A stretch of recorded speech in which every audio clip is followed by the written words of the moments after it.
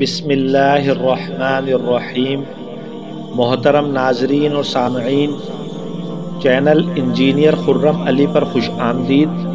آج کا ہمارا ٹاپک ہے حرام مال کا انجام۔ حرام مال کے دنیاوی نقصانات۔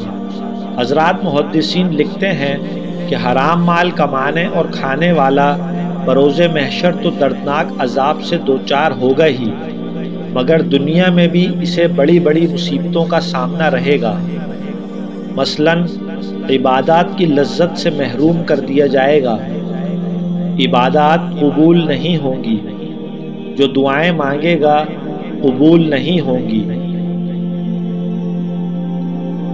ظاہری نعمتیں ہونے کے باوجود ان سے نفع نہیں ہوگا، عین خوشی کے موقع پر غم ملیں گے جو خوشی کا مزہ کرکرا کر دیں گے، نعمتوں ہی کو ذریعہ عذاب بنا دیا جائے گا۔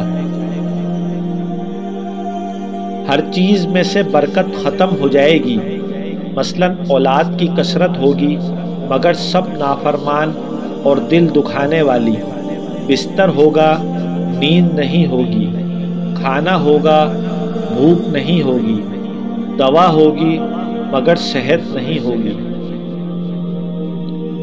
نیکی اور خیر کے کاموں میں خرچ کرنے کی توفیق چھن جائے گی، مال گناہ کے کاموں میں خرچ ہوگا، مال بیکار کاموں میں ضائع ہوگا اور نئی نئی بیماریوں میں مبتلا ہوگا۔ اولاد نافرمان اور عذاب جان بن جائے گی، رشتے بے وفا ہو جائیں گے، مال کمانے کی ہوس بڑھتی چلی جائے گی جو ایک پل اس کو چین سے نہ رہنے دے گی۔ حقیقی مقصد زندگی یعنی فکر آخرت سے بالکل غافل ہو جائے گا، برے خاتمے کا شدید اندیشہ ہوگا اور بالآخر اللہ تعالیٰ سے شدید غضب کے عالم میں ملے گا اور دردناک عذاب کا شکار ہوگا۔